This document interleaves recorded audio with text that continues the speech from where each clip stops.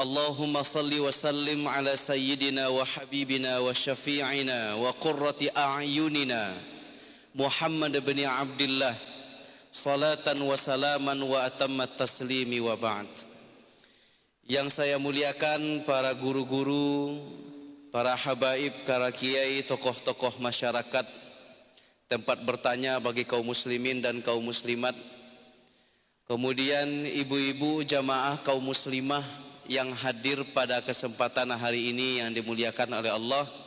Umumnya kita jamaah Masjid Al-Munawwarah, mudah-mudahan setiap langkah dan setiap ayunan tangan Allah ampuni dosa kita. Amin ya rabbal alamin. Bapak Ibu yang dimuliakan oleh Allah, pertama kali saya mengucapkan terima kasih banyak dapat bersilaturahim dengan bapak-bapak dan ibu-ibu pada pagi hari ini. Saya baru tadi malam sampai dari kota Pekanbaru menuju ke kota Batam ini. Tujuan saya Bapak dan Ibu sekalian adalah untuk bersilaturahim dengan kaum muslimin di kota Batam. Jadi ada beberapa agenda yang bersama-sama ingin kita sampaikan, namun saya sampaikan kepada Ustadz kita, Ustadz Irwandi. Nah, Ustadz bisa kisi kajian bersama-sama kita dengan kaum muslimin di Batam, insyaallah. Dan alhamdulillah pada pagi hari ini saya bertemu dengan Bapak Ibu yang berbahagia. Sedikit perkenalan Bapak dan Ibu, tak kenal maka tak, ya langsung sayang aja ya. Ya, nama saya Bapak Ibu Aulia Rijal. Nah, siapa Bu? Jangan keras-keras Ibu ya. Panggilannya Rijal. Ya, saya aslinya dari kota Batu Sangkar, Sumatera Barat. Nah, istilah orang itu sudah dipanggil kota Padang saja. Jadi dari Padang, Sumatera Barat. Saya lahir tanggal 8 bulan 8 1985. Nah, sudah berapa usia saya Pak? 2 tahun? Sudah 36 tahun. Nah, sudah separuh dari usia Nabi. Nah, usia Nabi 63 tahun sudah hampir saya habiskan separuhnya. Kemudian saya sekolah di kampung halaman SD, SMP, SMTSN, kemudian MAPK Kotobaru Padang Panjang, Madrasah Aliyah program khusus di Padang Panjang. Kemudian saya dapat beasiswa dari Kementerian Agama untuk melanjutkan kuliah di Universitas Al-Azhar di Kairo, Mesir bersama dengan Ustadz Irwandi. Kemudian saya melanjutkan program studi pasca sarjana sampai 2011 dan selesai Bapak dan Ibu sampai 2013. Kemudian kembali ke kampung halaman. Setelah itu saya banyak berdakwah di Papua. Jadi daerah Wamena, Walesi, kemudian daerah Tolikara. Mungkin tahun 2017 Bapak-bapak dan ibu-ibu pernah mendengar masjid dibakar di Tolikara, Papua. Itu saya di sana Pak. Jadi masjid di sana itu ada dua. Satu Masjid Baitul Muttaqin yang dibakar itu, meskipun istilahnya masjid seperti ini, tapi di sana tidak ada speaker masjid. Nah, tidak seindah masjid kita ini. Ada AC-nya di sini, ada kipas anginnya. Di sana tidak Pak. Nah, jadi daerah Tolikara, kemudian saya di masjid satunya lagi. Nah, jadi peristiwa ketika itu terjadi, saya ada di sana. Dan paling lama itu di daerah Wamena. Makanya pada pagi hari ini Bapak dan Ibu, kita ingin memakmurkan masjid Allah Subhanahu wa taala ini jauh lebih baik dibandingkan dengan kondisi kaum muslimin yang ada di Wamena Bapak. Yang ada di Walesi, yang ada di pegunungan tengah Papua. Di sana itu tidak ada speaker, tidak ada AC. Bahkan kaum muslimin Ibu dan Bapak, itu berangkat dari rumah mereka jam 11 malam untuk melaksanakan sholat subuh di masjid. Coba Bapak Ibu bayangkan. Kenapa? Karena tidak ada jalan atau tidak ada akses seindah sebagaimana akses dari tempat kita ke masjid ini. Jadi di sana itu jalan kaki aja Pak. Saya pernah ikut jalan kaki bersama dengan orang-orang Papua. itu berhari-hari untuk mengunjungi kaum muslimin yang ada di pedalaman Papua. Subhanallah, luar biasa bagaimana imannya mereka yang ada di sana. Sementara kita di sini mendapatkan fasilitas yang luar biasa dari wakaf dan infak kaum muslimin untuk pembangunan masjid kita. Kemudian Bapak dan Ibu, selain dakwah di Papua, saya juga sebagai tenaga pengajar atau pensyarah atau dosen di Universitas Islam Negeri Sultan Syarif Qasim di Pekanbaru Riau. Bersama dengan istri Bapak dan Ibu, istri saya juga dosen di sana, tapi jurusannya beda dengan saya. Jurusan istri saya itu Pak, fisika, mengkaji tentang nanomaterial. Sementara saya jurusannya syariah atau hukum agama. Nah, jadi dia S1 S2-nya di Bandung di ITB, mengajar sama-sama di UIN, tapi dia spesifikasinya saintek, sains dan teknologi di jurusan fisika, saya di bidang agama. Tapi kalau Allah berkehendak, idza arada syai'an ayyakula lahu kun fayakun. Kalau Allah berkehendak jadi, maka Allah akan berikan yang terbaik untuk kita. Maka kalau ada yang muda-muda di sini yang belum menikah, ada Pak? Atau bapak-bapak yang mau tambah menikah? Baru ketahuan ya. Bapak masih kalah Pak. Di Papua Bapak, kepala suku itu istrinya 50 sampai 100 orang istri Pak. Betul Pak. Saya dakwah ke sana, ketemu dengan kepala suku. Kepala sukunya bilang, nah, kamu punya mahar berapa? Mahar itu artinya kita kasih wam. Wam itu babi Pak. Nah, babi. Di sini 1 ekor babi berapa Pak? Enggak diperjualbelikan. Tidak. Di sana Pak, 1 ekor babi itu 50 sampai 100 juta. Gimana? Banting setir dari berdagang ke penjualan babi. 50 sampai 100 juta. Jadi kalau kita mau ketemu sama kepala suku, itu kita kasih babi 10, 20, 30 sampai 50 untuk mengajak kepala suku ini masuk Islam. Gitu Pak. Kita nggak bisa mengajak orang-orang Papua yang ketemu di jalan masuk Islam nggak bisa. Mereka loyal kepada kepala sukunya. Kalau kata kepala sukunya A, maka mereka semuanya A. Kepala sukunya B, mereka semuanya B. Makanya ketika Pilpres 2014 di Papua Pak, saya 2014 itu saat Pilpres pertama antara Bapak Jokowi dengan Bapak Prabowo, itu kan di Papua, kita nyoblosnya kan di bulan Ramadan. Nah, itu kita nyoblos di sana Bapak dan Ibu, itu sesuai dengan bagaimana arahan Bapak Kepala Suku di sana. Makanya kita panggil Bapak Kepala Suku, kita ajak, kita temui juga Ibu dan Bapak, kita kasih mahar, wam itu babi. Makanya ada istilahnya wamena. Wam artinya babi, mena artinya jina. Wamena itu artinya kota babi jina.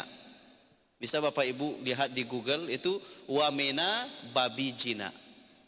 Nah, jadi di sana itu kita kasih babi Pak sama Bapak Kepala Sukunya.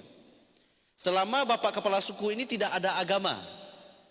Kalau dia ada agama, tidak boleh kita untuk mengajak beragama orang yang sudah ada agama. Ini aturan di negara kita. Tapi kalau tidak ada agama, itu kita ajak ke Islam. Nah, jadi di sana kita ajak mereka masuk Islam, kita berikan babi, kemudian kita jelaskan kepada kepala suku bagaimana Islam. Islam itu indah, Islam itu bagus, Islam itu mencintai kedamaian, Islam itu suka kepada hal-hal yang baik. Begitu kita ajarkan Pak. Ketika dia masuk Islam, itu tinggal kita bisikkan saja. Itu rakyat yang ribuan orang tolong dimajak masuk Islam. Akhirnya kepala suku ini bilang sama masyarakatnya untuk masuk Islam, semuanya masuk Islam. Nah inilah yang terjadi di Papua yang juga dilakukan oleh Ustadz Fadlan Garamatan itu, yang dari negeri Fak-Fak.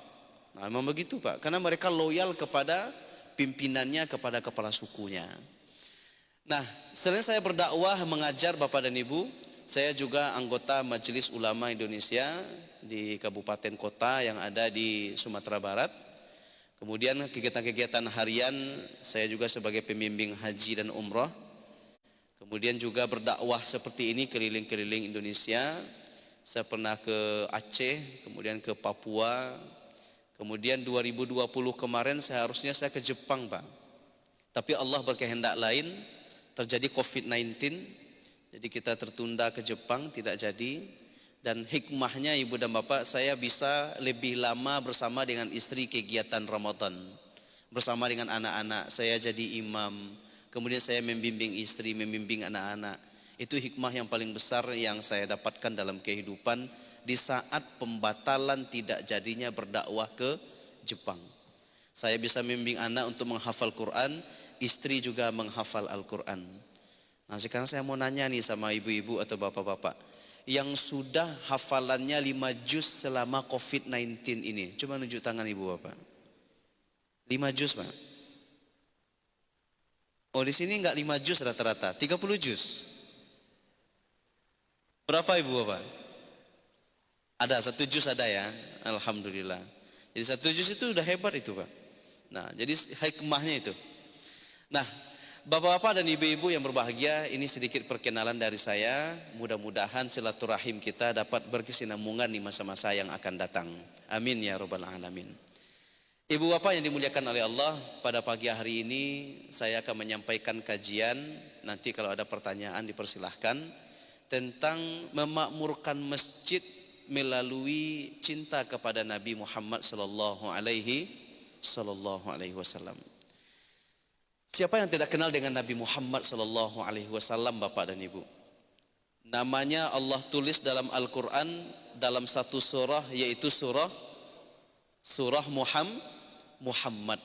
Bahkan Allah memuji Nabi Muhammad dengan sebutan Rasulullah. Nabi Musa, Bapak dan Ibu, Allah katakan ya Musa, dengan namanya Musa. Ya Musa, idhab ila fir'auna innahu tagha. Idhab ila fir'aun innahu tagha. Wahai Musa, pergilah kepada Fir'aun. Fir'aun itu melampaui batas. Allah sebut Musa dengan namanya Musa. Nah, Nabi Zakaria, Nabi Yahya, ya Zakaria, Nabi Zakaria, khudhil kitaba biquwwah. Wahai Zakaria, pegang-pegang kitab, pegang-pegang amalan agama ini dengan kuat. Nabi Isa alaihi salam, falamma ahassa Isa minhumul kufra. Untuk Nabi Isa Allah panggil namanya. Falamma ahassa Isa minhumul kufra qala man ansari ilallah. Dengan memanggil nama Isa. Tetapi untuk Nabi Muhammad sallallahu alaihi wasallam, Allah subhanahu wa ta'ala menyebutnya dengan Rasulullah, Nabi Allah, Habib Allah. Subhanallah. Nabi Adam, Bapak dan Ibu, ya Adam uskun anta wa zawjukal jannah. Wahai Adam, tinggallah engkau bersama istrimu di surga. Tapi tidak untuk Rasulullah sallallahu alaihi wasallam. Nah, karena Rasulullah memiliki sifat dan akhlak yang agung, Ibu dan Bapak. Makanya keturunan-keturunannya juga agung, orang-orang baik. Rasulullah, ayahnya siapa? Abdullah. Ayahnya Abdullah siapa, Bu? Abu Talib atau Abdul Muttalib? Abdul Muttalib. Ayahnya Abdul Muttalib Hashim, Masya Allah, subhanallah. Ayahnya Hashim. Lihat Google, Bu? Enggak, alhamdulillah. Saya kira lihat Google. Abdul Manaf, ayah Abdul Manaf. Qusay, Masya Allah. Ayahnya Qusay. Ayahnya Qusay. Kilab. Ayahnya Kilab. Ayo Pak. Ini yang sudah sekian kali ngaji dengan Ustadz Abdul Somad, dengan Ustadz Dr. Ar-Razi, dengan banyak para habaib dan kiai. Kita cinta katanya kepada Nabi, kita bersalawat di masjid, tapi kita tidak tahu dengan Nabi. Bagaimana makmur masjid ini, padahal masjid ini dimakmurkan dengan syiar agama yang dibawa oleh Nabi. Siapa Bapak Ibu? Abdul Muttalib, Hashim, Abdul Manaf, Qusay. Qusay ayahnya Kilab. Kilab ayahnya Murrah. Murrah ayahnya Ka'ab. Ka'ab ayahnya Lu'ay. Lu'ai ayahnya Ghalib, Ghalib ayahnya Malik, Malik ayahnya Nadir, Nadir ayahnya Kinanah, Kinanah ayahnya Khuzaimah, Khuzaimah ayahnya Mudrika, Mudrika ayahnya Mudar, Mudar ayahnya Nizar, Nizar ayahnya Ma'ad, Ma'ad ayahnya Adnan. Coba ulang lagi Pak. Bisa Ibu? Bisa, Masya Allah. Bisa Ibu ya? Dari Adnan Ibu dan Bapak sampai kepada Rasulullah Sallallahu Alaihi Wasallam, ini merupakan garis keturunan yang disepakati oleh para sejarah Islam tentang ranji Nabi Muhammad Sallallahu Alaihi Wasallam. Nah, jadi Nabi Muhammad bin Abdullah bin Abdul Muttalib bin Hashim bin Abdul Manaf bin Qusay bin Kilab bin Murrah bin Ka'ab bin Lu'ay bin Ghalib bin Fihir bin Malik bin Nadir bin Kinana bin Khuzaimah bin Mudrika bin Ilyas bin Mudar bin Nizar bin Ma'ad bin Adnan. Mudah-mudahan hafal Bapak ya. Nanti dibawa pulang, sampaikan sama anak sama istri, ini loh kajian saya di masjid tadi, ranji Nabi Muhammad Sallallahu Alaihi Wasallam, karena ajarannya lah kita bisa memakmurkan masjid. Nah, dari Adnan Ibu dan Bapak sampai kepada Nabi Ibrahim alaihi salam, itu berbeda pendapat para ulama. Dari Adnan sampai Nabi Ibrahim alaihi salam, itu berbeda pendapat para ulama, banyak riwayat. Bapak dan Ibu bisa lihat dalam kitab Rahiqul Makhtum karya Syekh Sofiyur Rahman Al-Mubarakfuri. Itu banyak pakar-pakar Islam yang berbeda pendapat tentang ranji ini. Kemudian dalam kitab Syarah Ibnu Hisham, itu juga banyak perbedaan-perbedaan. Nah, tetapi keturunan dari para nabi dan rasul itu sepakat para ulama bahwasanya itu betul-betul dari garis keturunannya. Misal Nabi Ibrahim anaknya siapa? Ismail dari istrinya Siti Hajar. Nabi Ibrahim istrinya dua Bapak. Satu Siti Sarah, satu Siti Hajar. Pernikahan Nabi Ibrahim dengan Siti Sarah, lahir anak nama Ishak. Kemudian Ishak ini nabi apa tidak? Nabi. Kemudian dari keturunan itu Yakub. Yakub nabi apa tidak? Nabi. Ishak, Yakub terus ke bawah sampai di Nabi Isa alaihi salam. Sampai di Nabi Isa. Dari keturunan-keturunan Isa, Yakub sampai ke Nabi Isa, ini banyak para nabi dan rasul. Semua keturunan yang berhubungan dengan kenabian, yang jumlah para nabi dan rasul 124.000, yang wajib kita ketahui 25, dari garis keturunan ini yang ada ranji kenabian ini sepakat para ulama. Adapun yang tidak ada ranji kenabian, ini yang khilaf para ulama. Dari pernikahan Nabi Ibrahim dengan Siti Hajar, lahir anak bernama Ismail. Ismail terus ke bawah sampai ke Adnan, terus lagi ke bawah sampai ke Nabi Muhammad sallallahu alaihi wasallam. Dari Nabi Ibrahim sampai Nabi Adam alaihi salam, tidak ada satupun para ulama yang sepakat tentang ranji Nabi. Kenapa? Kenapa Pak? Karena banyaknya para pelaku sejarah dan bukti-bukti otentik ilmiah yang tidak ditemukan lagi, karena banyaknya para umat yang dihancurkan oleh Allah, satu kali hancur habis. Yang bersisa hanya 70-80 orang yang beriman. Bapak Ibu lihat Nabi Nuh alaihi salam. Perbuatannya apa? Apa Ibu Bapak? Nabi Nuh itu sombong yang sangat luar biasa. Surat Nuh Ibu dan Bapak, apa kata Nuh alaihi salam? Wa inni kullama da'autuhum litaghfira lahum ja'alu asabi'ahum fi adhanihim wastaghshaw thiyabahum wa asarru wastakbaru istikbara. Nabi Nuh itu berdoa kepada Allah, wa inni kullama da'autuhum, ya Allah, saya mendoakan kaum saya kepada engkau, kata Nuh alaihi salam, da'autuhum litaghfira lahum, agar engkau mengampuni dosa kaumku ini. Apa yang terjadi Bapak? Ja'alu asabi'ahum fi adhanihim. Kaum Nabi Nuh alaihi salam itu menutup telinganya dengan jari-jari mereka, asabi'. Ja'alu asabi'ahum fi adhanihim. Mereka menutup telinga-telinganya dengan jari jemari mereka. Wastaghshaw thiyabahum, menutup tubuh mereka dengan pakaian-pakaiannya, dengan sarungnya, dengan pakaian-pakaian yang dapat menutup tubuh mereka. Wastakbaru istikbara, kemudian menyombongkan diri kepada Nuh dan kepada orang-orang yang beriman. Falam yaziduhum du'ai illa firara. Jangankan untuk dakwah saya yang akan terima, yang datang adalah kesombongan yang ada pada diri mereka. Coba Bapak Ibu bayangkan. Allah murka terhadap kaum Nabi Nuh alaihi salam karena kesombongan. Jadi kalau ada kita sombong di sini Ibu dan Bapak, itu anak buahnya Nabi Nuh, itu anak buahnya kaum Nabi Nuh yang durhaka. Maka kita tidak boleh sombong Bapak Ibu. Coba kita lihat betapa banyak orang yang datang ke masjid Ibu Bapak sekalian. Ada orang yang mengajak ke masjid, ayo Pak kita ke masjid, ayo Bu kita ke masjid. Sudahlah kamu ke masjid saja, jangan ajak-ajak saya sudah sekian kali umrah, saya sudah sekian kali haji. Kamu bagaimana? Imannya di mana? Saya sudah ke Mekah. Ini bahaya Pak. Habitat a'maluhum fid dunya wal akhirah.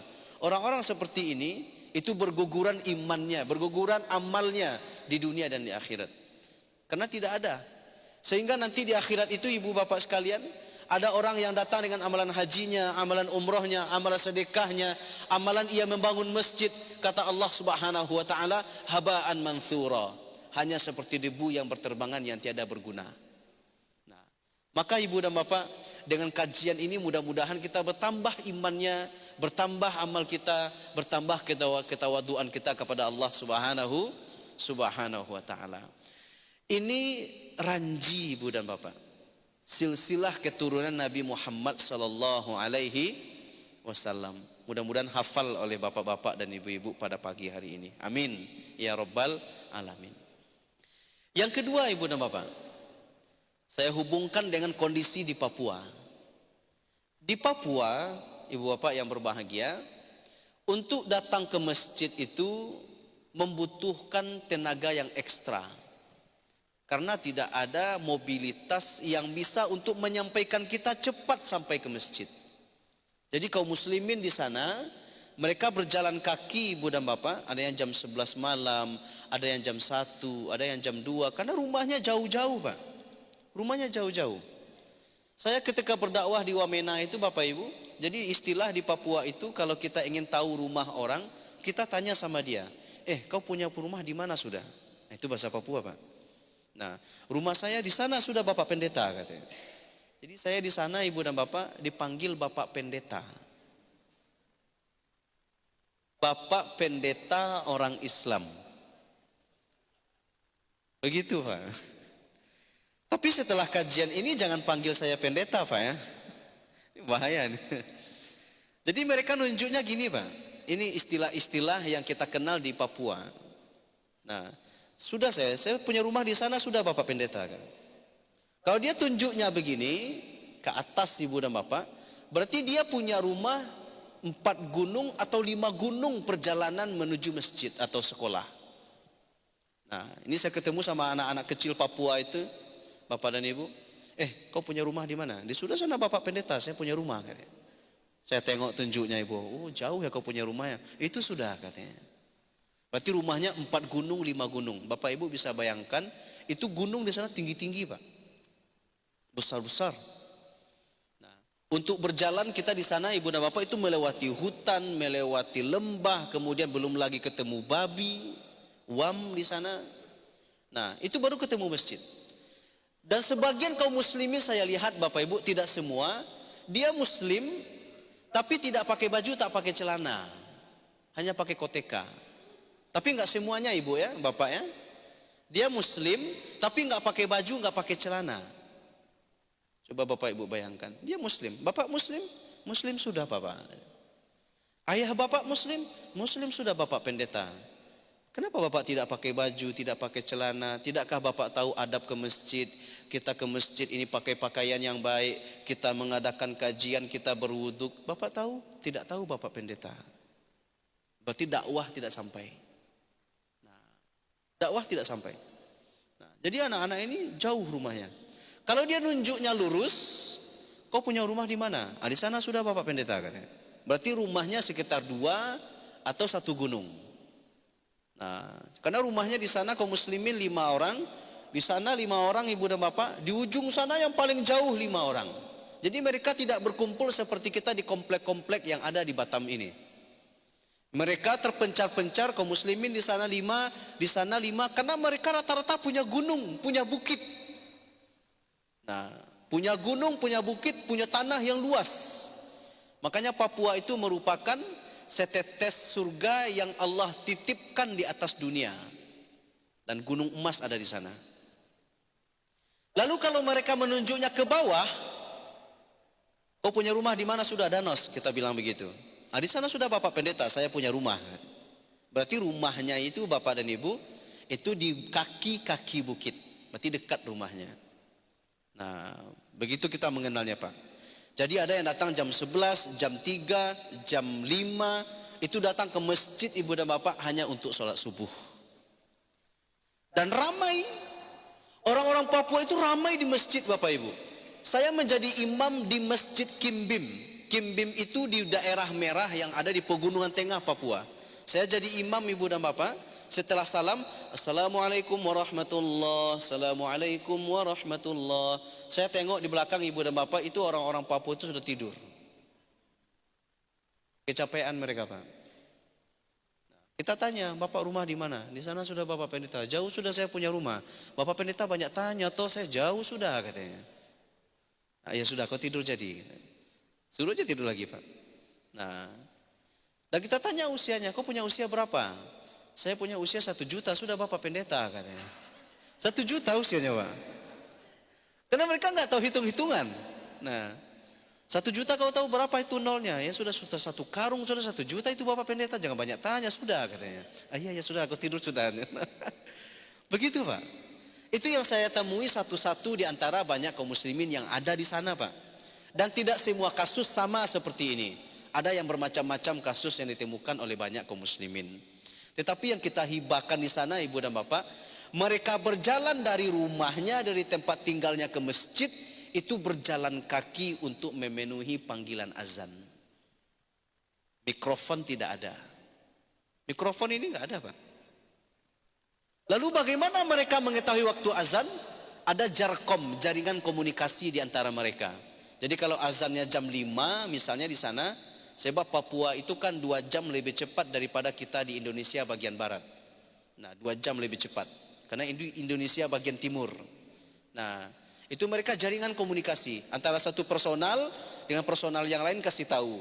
Si A dengan si B dengan si C. Itu begitu terus. Subuh hari ini jam 5 sudah. Kau kasih sama kaum muslimin yang lain. Nanti kaum muslimin yang lain kasih lagi sama yang lain. Subuh jam 5 sudah, kau kasih sama bapak itu. Nanti kasih lagi yang lain. Seperti itulah kita memakmurkan masjid di Papua. Berat perjuangannya Pak? Berat. Kira-kira Bapak Ibu, kira-kira ajaran Rasulullah Sallallahu Alaihi Wasallam untuk laki-laki wajib ke masjid, melaksanakan sholat subuh berjamaah dengan tantangan yang ada di Papua. Kemudian nanti kita ditanya oleh Allah Subhanahu wa taala kaum muslimin kota Batam, mana kira-kira yang lebih besar tantangan iman dan tantangan ke masjidnya, orang kaum muslimin di Papua atau kaum muslimin di Masjid Al-Munawwarah Batam? Mana yang besar pahala dan tantangannya Pak? Papua. Maka Ibu dan Bapak, kalau saya kembali ke barat Indonesia, berarti ke daerah Sumatera Ibu dan Bapak, apa kata orang-orang Papua?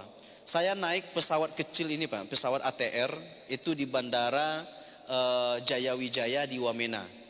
Bapak Ibu jangan sangka bandara itu seperti bandara Hang Nadim di Batam. Ini sudah bagus sekali Pak. Untuk ini kita tidak menghina tidak Bapak ya, tapi itu realita yang saya lihat. Di bandara Wamena itu Bapak Ibu, koper saya itu dilempar saja ke dalam. Untuk menimbang berapa jumlah kilo koper itu pakai timbangan kiloan itu Pak. Terbayang Bapak ya? Jangan dibayangin Pak, difikirin ya. Begini Pak, nimbangnya. Nah sudah 20 kilo masuk kan ya. Kemudian kita naik pesawat Bapak, itu tidak pakai nomor tiket. Di sini kan nomor antrian zona 1 masuk duluan dari depan. Zona 5 dari belakang pintu pesawat. Di sana tidak Pak. Kita kalau masuk pesawat, pesawatnya sampai sudah buka pintu, lari ke sana Pak. Lari bareng-bareng sama orang Papua. Yang duluan masuk dialah yang dapat nomor 1. Yang kecepat larinya dialah yang dapat paling depan. Wah itu saya pusing itu Bapak Ibu. Saya bawa barang tentengan banyak untuk oleh-oleh di rumah, kejar-kejaran lagi sama orang Papua. Orang Papua jalannya cepat. Jadi kalau saya lari itu Bapak Ibu, apa kata orang Papua, mereka kaum muslimin di daerah Wamena, apa katanya sama saya Ibu Bapak Pendeta gitu. Tolong doakan kami kepada kaum muslimin di barat Indonesia. Jadi barat Indonesia ini kita Pak. Tolong doakan kami. Nah, apa doanya Bapak? Bapak Pendeta doakan kami supaya kami istiqomah dalam agama ini. Itu doanya Pak. Dia tidak minta sawah kita, ruko kita, toko kita. Dia tidak minta mobil kita, Avanza, Innova, Pajero ataupun Fortuner. Rumah kita tidak. Bahkan mereka tidak kenal dengan istilah-istilah proposal. Mereka hanya minta Ibu dan Bapak Pendeta, tolong sampaikan kepada kaum muslimin di barat Papua, tolong doakan kami istiqomah. Istiqomah ke masjid, karena tantangan ke masjid itu besar. Besar Pak. Memakmurkan masjid di sana luar biasa. Mereka minta kepada kita, tolong doakan kami istiqomah dalam melaksanakan kegiatan keagamaan. Ke masjid, kemudian meneguhkan iman dan akidah, itu doa mereka. Hari ini bapak-bapak dan ibu-ibu, saya sudah sampaikan pesan kaum muslimin ini kepada kaum muslimin di Batam. Bapak doakan mereka, mudah-mudahan mereka istiqomah. Nah, doakan Pak. Nah, untungnya sekarang di daerah Wamena itu sudah dibangun oleh Bapak Presiden, Bapak dan Ibu 2 tahun yang lalu, tapi rancangannya sudah 5 tahun yang lalu. Wamena dengan bandara terbaik di Pegunungan Tengah. Jadi hari ini bandara di sana kalau Bapak Ibu datang itu sudah hampir setengah dari baiknya bandara di Kota Batam. Nah, kalau dulu itu Pak 4-5 kali saya setahun bolak-balik ke Wamena, ke Papua. Itu koper saya itu nggak mau lagi yang koper plastik, yang koper dari bahan fiber itu nggak mau lagi saya Pak. Pakai yang dari kain, karena dilempar saja Pak. Timbangannya kiloan. Nah, karena diterka-terka aja 10 kilo, karena dibilang 20 kilo supaya saya bayar. Nah, hari ini tidak. Nah, sudah banyak perbaikan. Dan kaum muslimin di sana Bapak Ibu sekalian, nyumbangnya untuk masjid itu nggak tanggung-tanggung Pak. Nggak nanggung-nanggung. Di sana infaknya Bapak Ibu itu pakai karungan yang besar itu. Karungan untuk cabai merah itu, besar Pak. Itu penuh itu. Uang 100.000, 50.000. Karena orang Papua itu mereka nyumbangnya 50.000, 100, 1 juta. 1.550.000, 100. Mereka tidak mengenal dan tidak semua mereka mengenal istilah atau uang 1.000, 5.000, tak banyak mereka tahu. Mereka tahunya 100.000, 50.000. Jadi rata-rata infak di sana itu satu kali infak kegiatan-kegiatan 50 juta, 100 juta, banyak luar biasa Bapak Ibu. Nah, karena uang di sana juga banyak. Nah, jadi di sini Ibu dan Bapak sekalian, kita makmurkan masjid Allah Subhanahu wa taala, kita isi kajian-kajian kita perbanyak Bapak dan Ibu misi-misi untuk memakmurkan masjid Allah dengan cara mengajak kaum muslimin dan kaum muslimat untuk mengisi dan memakmurkan dan mengisi setiap kegiatan di masjid kita. Bersedia Ibu dan Bapak? Insyaallah ya. Caranya mudah Bapak Ibu. Satu orang bawa satu teman. Jadi kalau pada hari ini, pagi hari ini 1, 2, 3, 4, 5, bapak-bapak ada 50, kurang lebih Pak ya. Kalau ibu-ibu 1, 2, 3, 4 ada 1.000, 1000-nya kurangnya banyak. Nah, besok bapak dan ibu, satu orang bawa satu teman. Tapi suami jangan bawa istri, istri bawa teman, suami juga bawa teman. Jadi kalau hari ini bapak-bapak 50, besok pagi di masjid kita ini sudah 100 Pak. Bersedia Pak ya? Kan tetangga sampingnya ada tuh yang muslim, ajak ke masjid. Ibu-ibu bersedia ibu ya? Walaupun tidak akan 100% bisa, sekurang-kurangnya kita berusaha. Kalau tidak kita, siapa lagi? Kalau tidak sekarang, kapan lagi Pak, Ibu? Masa kalah sama kaum muslimin di Papua? Mereka nggak ada baju, nggak ada celana, tetapi semangat ke masjidnya jam 11 malam, jam 1 malam, jam 3 malam itu sudah berangkat ke masjid. Jalan kaki, tak pakai baju, tak pakai celana. Tapi nggak semuanya. Yang saya temui di beberapa lokasi saja. Sementara kita di sini Ibu dan Bapak ada baju, ada apa ya? Ada celana? Oh banyak. Bahkan tiap hari ganti-ganti dengan baju yang baru, celana yang baru. Made in Singapura, made in Italia. Tetapi ke masjid, Allah akan tanya nanti ibu dan bapak.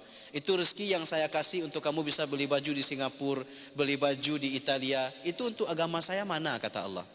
Rumah saya kasih, mobil saya kasih, istri saya kasih, anak saya kasih. Orang lain tak punya anak, kamu saya kasih anak. Untuk agama saya mana kata Allah. Untuk agama Allah akan ditanya oleh Allah Pak. Dan usia kita tidak akan lama. Rata-rata usia umat Nabi Muhammad sallallahu alaihi wasallam, a'maru ummati ma baina sittina ila sab'ina sanah wa aqalluhum ma yujawizu dzalika.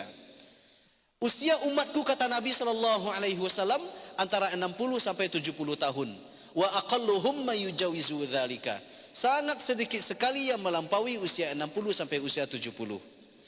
Yang meninggal di usia 90 ada satu-satu. 100 ada satu-satu. Satu di Batam, satu di Pekanbaru, satu di Padang. Yang meninggal di usia 10 tahun, 20 tahun, 1 tahun, bahkan masih dalam kandungan ibunya juga ada, tapi tidak banyak. Yang mayoritas meninggal usia 60 sampai usia 70 tahun. Nanti kita meninggal Allah tanya Pak, untuk agamaku mana kata Allah. Rumah aku kasih, pekerjaan aku kasih, istri aku kasih, anak aku kasih. Untuk agamaku mana? Bapak ibu mau jawab apa? Apa yang kita jawab Pak? Sudah siap meninggal Pak? Belum, amal kita belum ada. Kalau sekarang usia bapak-bapak dan ibu-ibu rata-rata 55 tahun, Allah pastikan misalnya kita meninggal di usia 60 tahun, berapa lagi usia kita tinggal? 5 tahun lagi. Coba bapak-bapak dan ibu-ibu nunjuk tangan yang usianya 60 tahun. Coba Pak. Ibu-ibu ada? Berapa usianya Bu? 23 tahun? 65.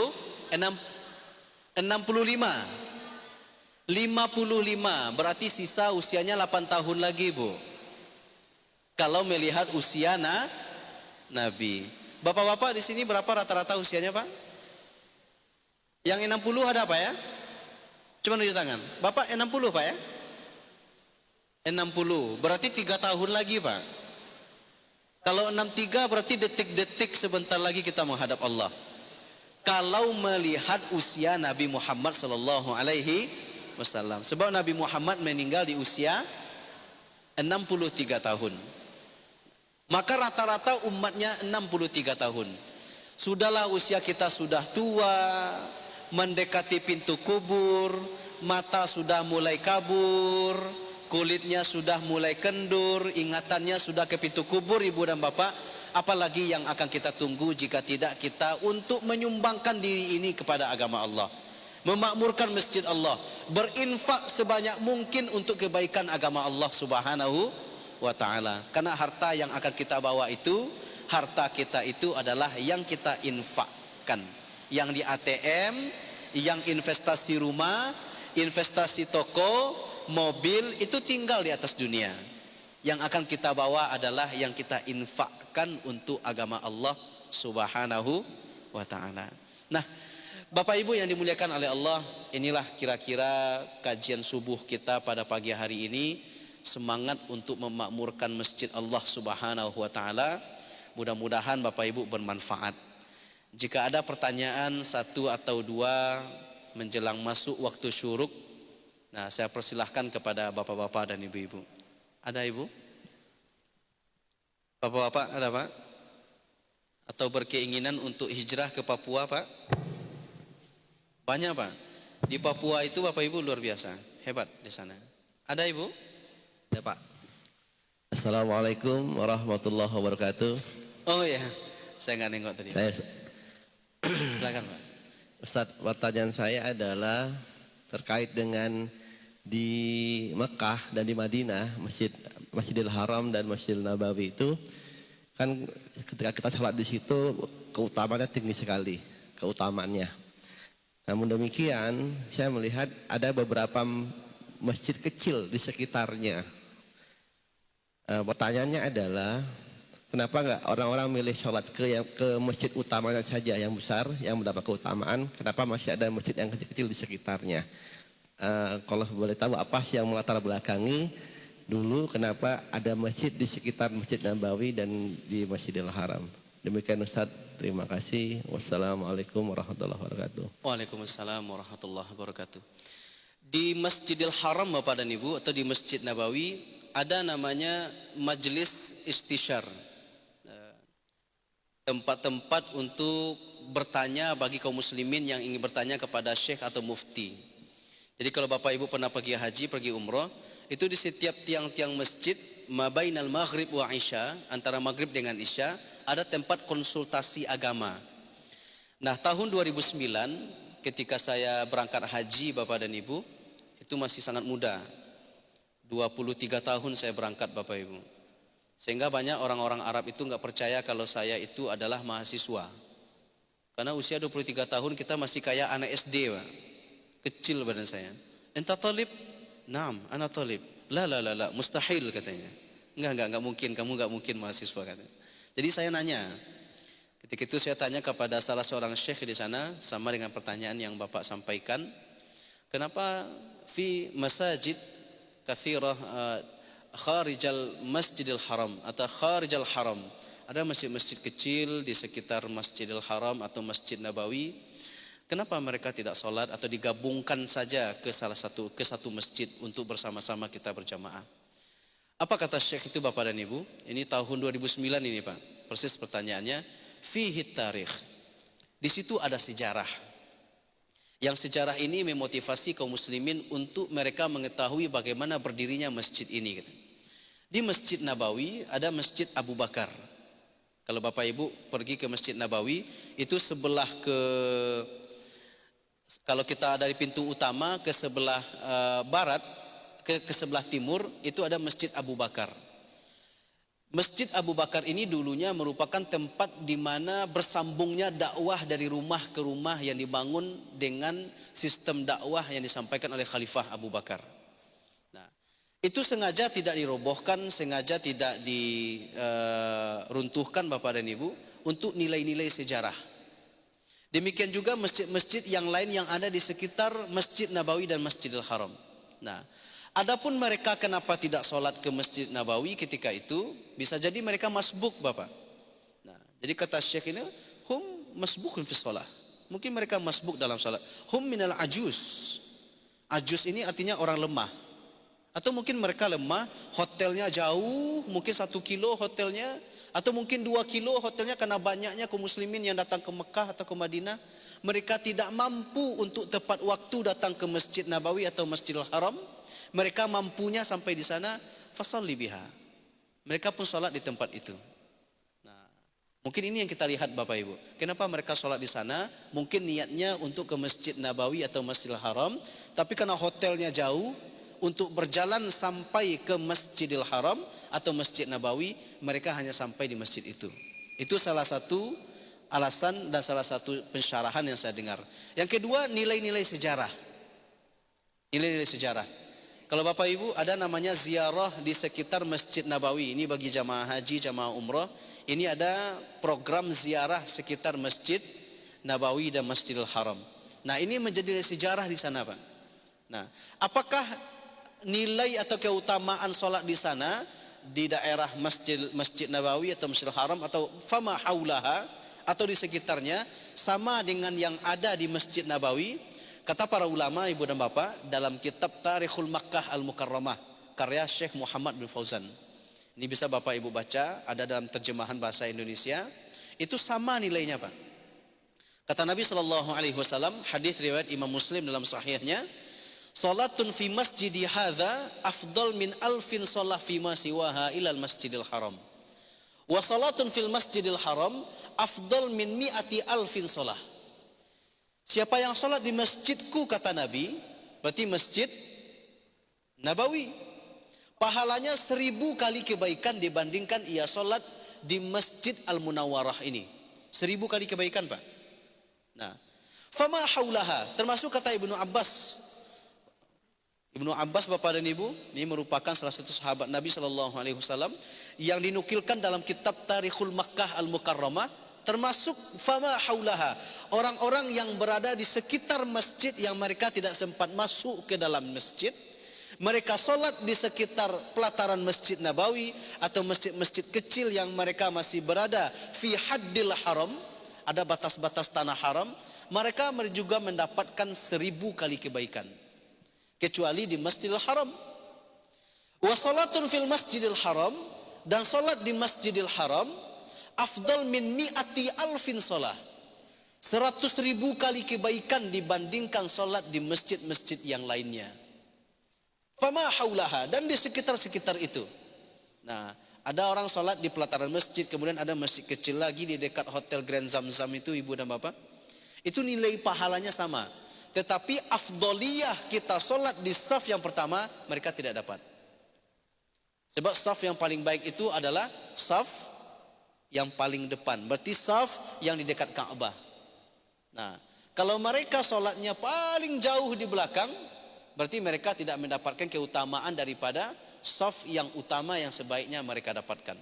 Tetapi nilai kita beribadah di sana, di sekitar Masjidil Haram, mereka sholat sama dengan 100.000 kali kebaikan. 100.000 kali kebaikan ini jika dikonversikan ke usia kita, itu sama dengan 55 tahun 6 bulan 20 hari. Khamsa wa khamsin dalam kitab Tarikhul Makkah itu, bapak. Bisa bapak ibu beli kalau pergi ke Makkah nanti, ke Madinah, pergi haji, pergi umroh, beli kitab ini, Pak. Sejarah Makkah Al-Mukarramah, Tarikh Makkah Al-Mukarramah karya Syekh Muhammad Fauzan bin Fauzan. Nah, 55 tahun 6 bulan 20 hari, bahkan lebih, bal yudha'afu liman yasha. Bahkan Allah lipat gandakan lebih daripada yang kita kira. Itu baru 1 hari. Bagaimana kalau subuh, zuhur, asar, maghrib, isya di Masjidil Haram? Berapa kali, Pak? 5 kali sehari semalam. Sama dengan 277 tahun 9 bulan 10 hari ampunan. Kebaikan yang kita dapatkan. Afama haulaha, termasuk juga di sekitarnya. Makanya ketika datang solat wajib, bapak dan ibu, solat maktubah, subuh, zuhur, asar, maghrib, isya, itu kaum muslimin semuanya keluar dari hotel, berlari-lari untuk bisa mendapatkan saf yang utama di dekat Ka'bah. Kalau enggak dapat, kata askar itu, tobak tsaniyah katanya, lantai 2 katanya, udah penuh lagi, tobak tsalitsah, yang ketiga. Kalau masih penuh lagi, sutuh katanya. Sutuh itu paling atas. Kalau penuh lagi paling atas, maka mereka menganjurkan jamaah untuk sholat di pelataran masjid. Penuh lagi, ibu dan bapak, itu biasanya di bulan Ramadan. Saya 2019, ibu dan bapak, itu pergi umrah di bulan Ramadan. Di 10 malam terakhir, itu 2 kilo dari Masjidil Haram, saya nggak bisa masuk ke dalam Masjidil Haram, Pak. Semua mobil nggak boleh masuk, semuanya dihalangi atau dikasih tapal batas oleh para askar-askar itu. Saya hanya sholat, bapak dan ibu, di sekitar daerah yang arah ke Hotel Elaf, Hotel Rayana, itu di belakang Grand Zamzam itu sudah 1 kilo dari Masjidil Haram, bapak dan ibu. Apakah mereka yang sholat di sana sama mendapatkan pahala 100.000 kali kebaikan dengan mereka yang berada di sekitar masjid? Sama, Pak. Tapi karena banyaknya kaum muslimin Dan tidak semua orang yang mampu cepat untuk bisa datang ke masjid karena ajuznya mereka, lemahnya mereka, resiko perjalanan mereka, maka mereka sholat di tempat di mana mereka mendapatkan berjamaah. Bahkan mereka sholat di atas mobil mereka. Atas mobilnya itu Pak, sholat di sana. Nah, karena ingin mendapatkan keutamaan berjamaah bersama dengan jamaah di Masjidil Haram. Nah, 277 tahun ini itu luar biasa Ibu dan Bapak. 55 tahun, 277 tahun, 5 kali sehari semalam Allah berikan ampunan kepada kita. Sementara usia kita tidak ada yang sampai 277 tahun. Itu baru 1 hari. Bagaimana kalau kita di Makkah Ibu dan Bapak sholatnya selama 40 hari. Jamaah haji itu kan 40 hari. 8 hari di Madinah, sisanya di Makkah. Kalilah Ibu dan Bapak, 32 hari kali 277 tahun, bahkan lebih daripada itu. Berapa ampunan yang kita dapatkan di sisi Allah Subhanahu wa taala. Bahkan kata Rasulullah, bal yudha'afu liman yasha. Bahkan Allah lipat gandakan lagi lebih banyak daripada itu. Karena memang tempat untuk minta ampun. Nah, mudah-mudahan Bapak dan Ibu kita bisa beribadah di Masjidil Haram. Walaupun tidak bisa masuk, kata Bapak kita tadi, di masjid-masjid yang kecil yang kita bisa di sana sholat karena sudah penuh di dalam masjid, kita bisa sholat di sana. Tapi seafdoliyahnya kita masuk ke saf-saf yang pertama untuk mendapatkan keutamaan kita sholat berjamaah. Ada yang lain Ibu Bapak? Oke, semangat Ibu-ibu bertanya ya. Silakan Ibu.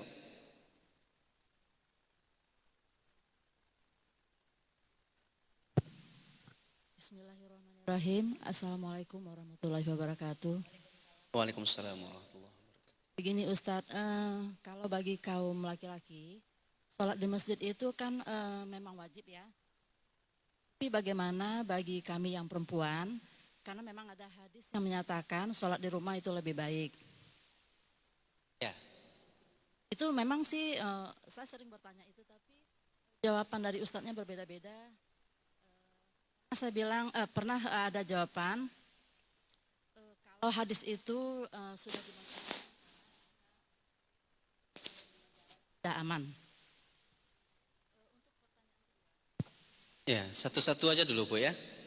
Satu itu aja kayaknya udah selesai. Ini berhubungan dengan saf aja. Oh iya. Mengenai saf sholat. Kalau laki-laki kan dapat pahala lebih besar kalau di saf pertama. Tapi saya pernah dengar kalau perempuan lebih besar pahalanya di saf yang terakhir. Sehingga kadang-kadang kami perempuan itu kadang-kadang nggak penuh saf di yang nomor 1, itu kadang-kadang udah membuat saf yang kedua. Saking berpikir kalau saf paling belakang itu akan mendapat pahala lebih besar. Bagaimana itu Ustadz? Terima kasih. Assalamualaikum warahmatullahi wabarakatuh. Waalaikumsalam warahmatullahi wabarakatuh. Ini selama kajian di sini Ustadz Irwandi nggak ada menjelaskan ini Bu ya. Nggak usah kita di sini. Baik, saya jawab sesuai kemampuan keilmuan saya Bapak dan Ibu. Yang pertama terkait tentang keutamaan sholat di masjid bagi kaum laki-laki dan perempuan. Ke masjid Bapak dan Ibu sholat berjamaah itu bagi laki-laki yang dewasa itu wajib Pak. Kalau ada bapak-bapak sholatnya di rumah, itu bapak-bapaknya laki-laki solehah. Ya gitu Pak ya. Maka laki-laki ini ke masjid. Nah, laki-laki ini ke masjid. Meskipun nanti ada yang lain yang berpendapat lain, nah silakan Ustadz itu nanti dengan saya dia diskusi 4 mata supaya tidak terjadi mujadalah antara Ustadz dan masjid Bapak dan Ibu. Silahkan selama memenuhi 2 hal. Selama memenuhi 2 hal. Yang pertama, dia bisa menjaga dirinya daripada aib atau daripada aurah. Nah, aurah. Lebih kerennya itu fitnah. Lebih kerennya itu fitnah. Kalau di sini Bapak Ibu mungkin rumahnya dekat, oke lah, bisa dilihat oleh suami dari rumah. Tapi kalau Bapak Ibu pergi ke daerah-daerah minoritas Muslim, contohnya yang saya sampaikan tadi di Papua, itu tidak semudah kita datang dari rumah ke masjid ini Pak. Dari sini ke masjid enak. Tapi kalau di Papua Bapak dan Ibu, mohon maaf saya pernah dihalangi oleh orang-orang mabuk pagi-pagi Bapak Ibu, orang-orang Papua yang saya nggak tahu agamanya apa, tapi dia mabuk. Nah, mabuk itu bawa pisau Bapak Ibu. Nah, pagi-pagi seperti itu kalau sekiranya dia tidak sadarkan diri dan dia membunuh orang, ini kan bahaya. Terjadi pembunuhan terhadap wanita misalnya atau pemerkosaan. Nah, ini kan bahaya. Nah, selama ia mampu menjaga dirinya dari fitnah, ini boleh. Yang kedua, dia memiliki mahram. Bahkan ini aula, lebih utama lagi. Mahram di sini orang yang menjaganya, suaminya, adiknya, atau kalau di sini bapak dan ibu rumahnya di sini, dia ke sini, ya sudah datang aja ke sini. Karena kondisinya amnut torik. Amnut torik itu aman perjalanan. Kalau di Papua atau di daerah minoritas muslim itu tidak aman. Tidak aman. Nah, Islam menjaga perempuan dengan sebaik seperti ini untuk menjaga hurmahnya. Hurmahnya itu kehormatannya. Kenapa lebih afdolnya di rumah? Menghindari nanti kalau sekiranya ia ke masjid, takutnya terjadi fitnah. Di perjalanan ada saja orang yang mencoleknya, atau ada orang yang menjamretnya, atau ada orang yang membunuhnya. Ini kan bahaya. Tapi kalau bapak-bapak dan ibu-ibu di sekitar komplek ini sudah ada satpam, kemudian sudah ada orang yang menjaga dan sebagainya. Bapak ibu mau ke masjid, ibu-ibu mau ke masjid di tempat yang khusus safnya, silahkan ibu dan bapak sekalian. Apalagi yang saya lihat yang datang hari ini rata-rata camat-camat semua. Tahu camat ibu ya? Ya kita semuanya calon mati nih. Nah sudah tua-tua semua. Apalah orang lagi mau sama saya Ustadz katanya. Ya setidak-tidaknya kita ihtiyati. Ihtiyat itu jaga-jaga diri. Jadi boleh ibu-ibu ke masjid selama memenuhi 2 syarat ini.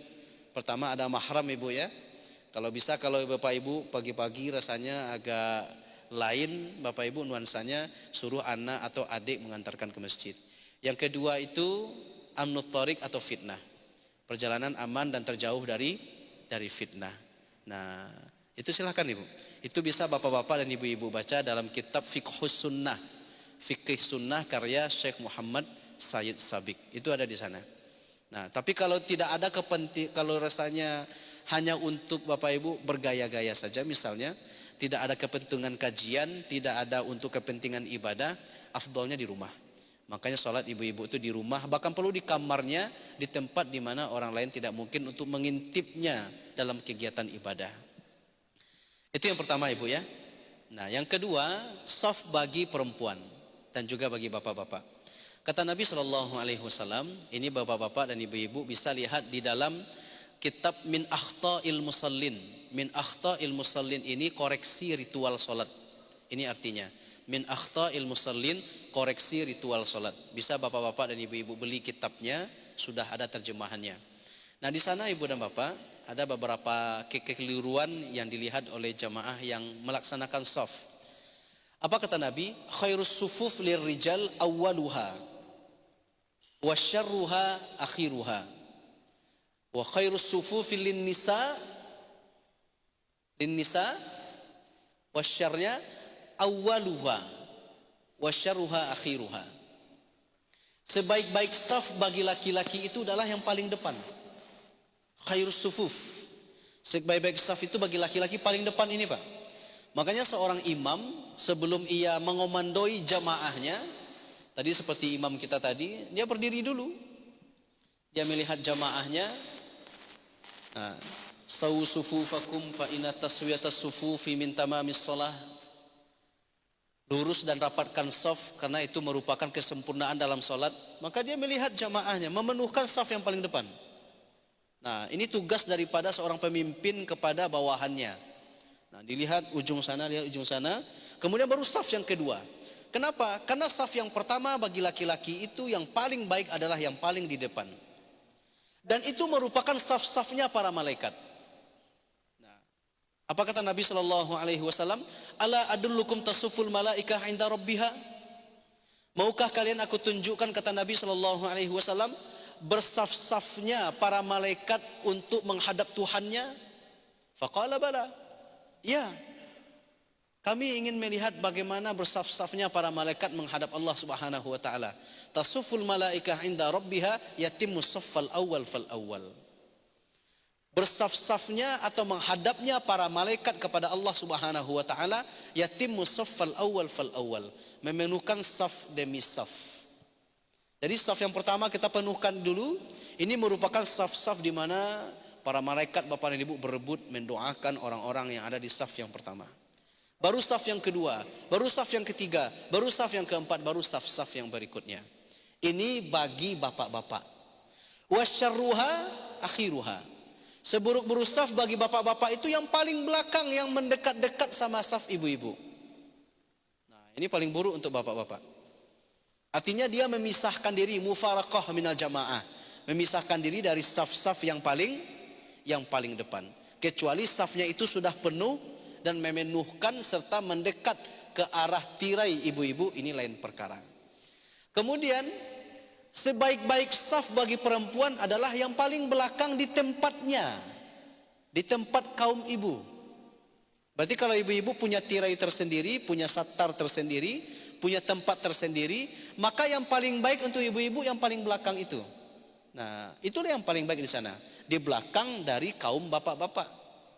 Nah, wasyarruha awaluha. Yang paling buruk itu yang ibu-ibu mendekat sama saf bapak-bapak. Jadi bagi ibu-ibu punya tempat tersendiri di sana. Nah, itulah yang terbaik. Mau di saf yang pertama di bagian ibu-ibu, di kedua, yang ketiga, itu diatur di sana sesuai dengan kebaikan saf yang ada di bagian kaum ibu. Nah, bisa difahami Ibu? Yang terbaik untuk bapak-bapak itu di paling depan. Maka saya juga pesan kepada imam kita, alhamdulillah tadi sudah dipraktekkan, saya tengok mungkin setiap hari begitu. Jadi saf yang pertama dulu kita penuhkan. Nah, sawu sufufakum fa inna taswiyata sufufi min iqamatis shalah. Saddul khalal wa saddul furuj. Setiap celah itu kita isi, kita penuhkan. Karena ada setan atau jin Bapak Ibu sebesar anak kambing di sana, diistilahkan dengan anak kambing, bukan berarti saya pernah nampak jin atau setan, tidak. Ini takutnya nanti mengganggu saf kaum muslimin dalam melaksanakan sholat. Atau ada anak-anak yang nanti akan mengganggu dan sebagainya. Nah, ini kira-kira gambarannya Ibu terkait tentang saf dan sholat bagi ibu-ibu yang ingin datang ke masjid. Allahu alam, jika ada dalil-dalil yang lain, jika ada ustadz kita, biarlah kami para ustadz yang empat mata berbicara dengan mereka. Saya berharap kepada ibu-ibu dan bapak-bapak, ketika ada ustadz mengatakan begini, ada ustadz mengatakan begitu, bapak dan ibu jangan benturkan para ustadz. Ibu tidak di sini Ibu ya, di tempat lain misalnya. Kalau ustadz ini begini Pak, kata ustadz itu begitu Pak, gimana itu?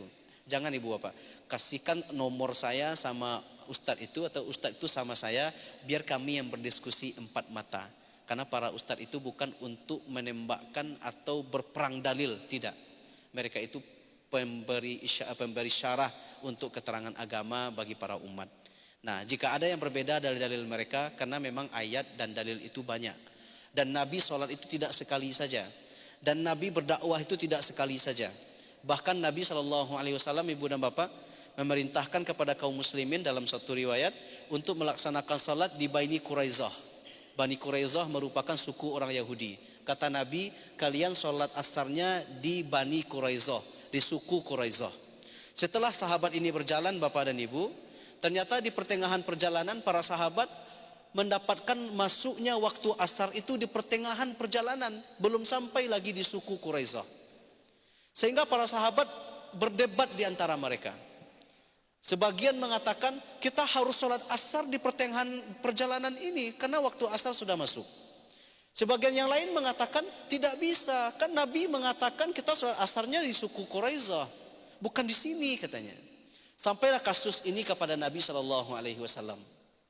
Kata Nabi SAW, yang sholat di pertengahan perjalanan karena sudah masuk waktu asar, dia benar. Yang sholat di suku Quraizah, dia betul.